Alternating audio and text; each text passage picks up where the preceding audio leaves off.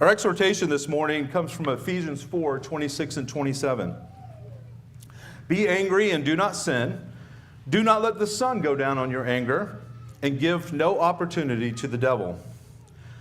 Well, last week I gave an exhortation on clamoring, which comes from a list of sins just found a few verses after this one.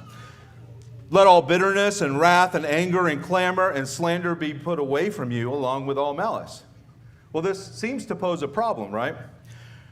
Be angry, according to our verse this morning, but last week it was put away anger. So which is it? Well, it's both. There is such a thing as righteous anger. Anger that is not a sin. And the anger that is a sin, the anger that we're told to put away here, is often the same anger that was once righteous and good, but has now spoiled.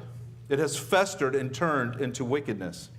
And this is why Paul says, do not let the sun go down on your anger. Righteous anger is appropriate. There is wickedness in our culture that should make you angry. And someone will sin against you in such a way that anger can be fitting. But then as a Christian, you are called to do something about it. You are to direct your anger toward a good and righteous end. You are called to forgive the one who sinned against you. You are called to pray. You are called to love your enemies. You are called to lay your life down for them, and that means you must kill your anger. Do not let the sun go down on it. How often do we hold on to such anger in our hearts? How often do we think our anger is vindicated because the other person hasn't made things right yet, or they haven't met your personal standard of repentance? This type of anger is poison. It's poison to the one who is holding on to it. And it's the kind of poison that then seeps into every area of your life, into other relationships, and into your Christian walk. It's no longer righteous anger at this point. It's simply an opportunity for the devil. As a Christian, you must deal properly with your anger.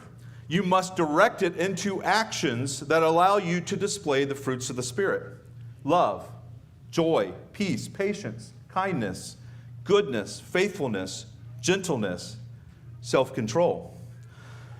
If someone has wronged you, you go to them, you forgive them, and you seek reconciliation, and that is your duty. But even if the anger is due to something that's out of your hands, let's say you read in the news about a pro-life protester who was unjustly put into prison, and there's nothing you can do about it. Well, you can. Direct your anger into prayer. Trust in the Lord. Trust in His sovereign mercy. Rejoice in it. And direct that anger into love and service of those around you, the people that you can do something about. Righteous anger is meant to be a spur, to get you going in the right direction, to drive you toward righteousness. But if you hold on to that anger, if you let the sun go down on that anger again and again, you're continuing to kick against the goads of it, and that will turn it into a bloody mess. Let us continue to prepare our hearts for confession by singing hymn number 229.